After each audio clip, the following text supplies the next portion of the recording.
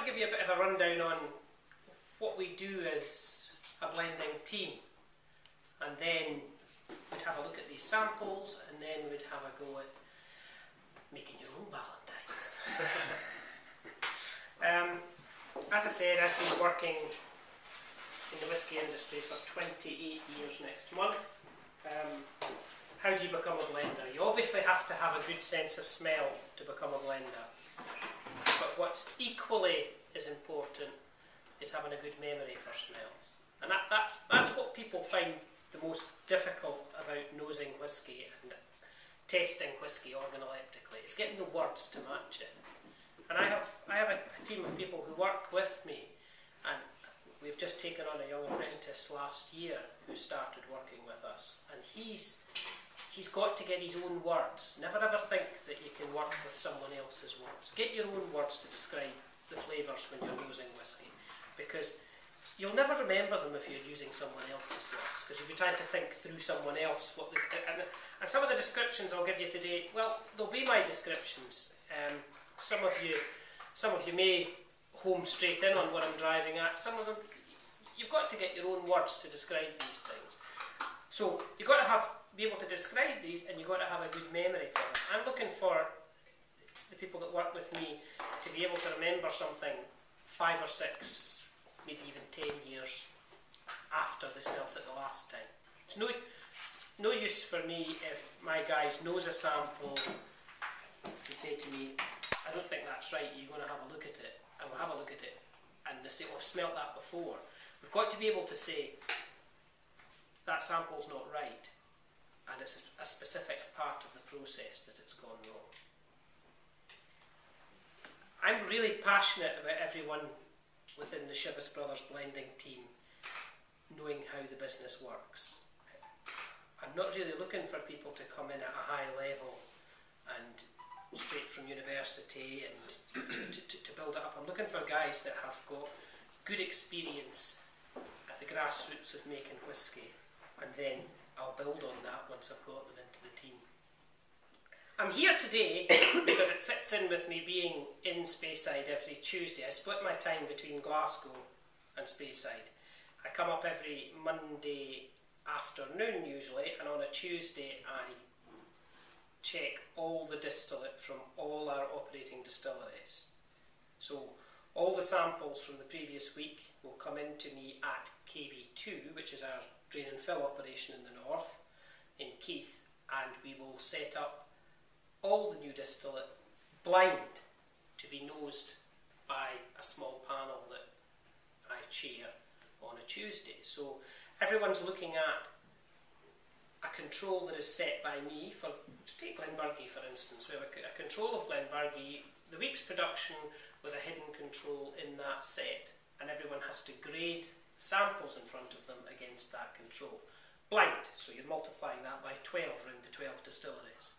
So it's a lot of samples, needs a lot of concentration, needs to be managed carefully, but really, really important for me to make sure that the distilleries are staying on track on a weekly basis, and from that session the information is then plugged into our computer system. So I have a graded quality for all the malts going into our inventory, for blends, single malts, everything.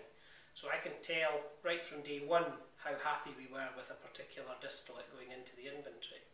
The good thing for me is I've got all the key people round the table every week.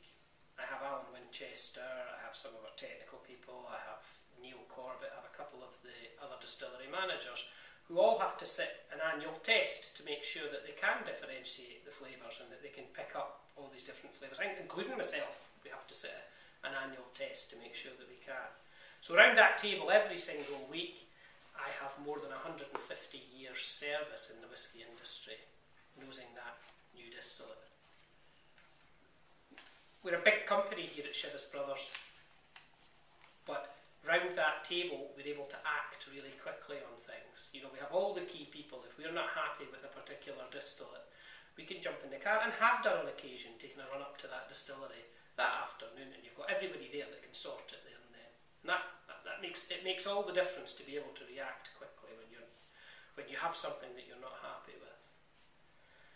Obviously from that session, if there is something that's drifted a little bit, we can chop and change what kind of casks we're putting it into.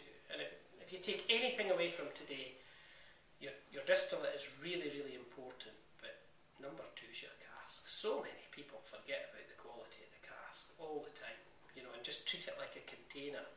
It's not just a container, it's a maturing container with a limited life. And you need to manage those casks within an inch of your life, or your product will drift. It will. Your whisky will end up drifting away from where you want to be. I've introduced an extra step to how we manage our casks here. When a new cask comes into our inventory, we hammer a metal tag into the cask, which has the year that it came into our inventory. And every time it's filled again, we will add another tag to that cask. Because there's two things here. People will say, oh, that cask's been filled 4 times, so it's, gee whiz, it'll not be any use for anything. But was it filled 4 times for Ballantine's 30-year-old, or was it filled 4 times for Ballantine's? There is 2 ways of looking at a cask. There's how many times it's been filled, and what the length of time that it's been filled for. So it's important for us to manage that, and I think that's what really helps manage our blended stock and manage our Ballantine's flavour, is how we manage these casks coming in to the nth degree. We make sure that the blend, when it's being made up, has the exact recipe split that we're looking for as number of fills of the cask, and we're not using casks that have been filled too many times or for too long. So you will see when you're going around warehouses, you'll see casks painted different colours on the end, and now a lot of different whisky companies will have that, different colours for the number of fills that the cask has had prior to it coming to the fill it's on. But the extra dimension that we have is that we are marking that cask, regardless whether that cask painted out another colour or whatever, it still has that tag on it right at the start of when it came into our inventory, so we know how long it's been kicking about. So to keep it in perspective here, we have a lot of companies that have come together to make Chivas Brothers. I'll give you, if we were to go back let's go back 21 years for making Ballantines 21-year-old. You would have Teachers as a separate company, Long John as a separate company, Ballantines as a separate company, Glenlivet Distillers, Chivas Brothers, Campbell's, and I've probably missed out a couple en route there. So they were all doing their own thing, laying down their own stock, laying it down their own way. Now it's all come together. That's what makes the blender's job challenging, is to manage that inventory you've got and make sure that you can produce a consistent product. And don't believe any of the puffery that you might read anywhere about blenders and whatnot. If you're a proper blender, 95% of your job should be keeping products the same. Should be continuity. Whether that be single malt or blend or whatever, that's your job, is continuity. Absolutely not huge quantities. I do all the new product development work for Chivas Brothers, and I would say it's 5% of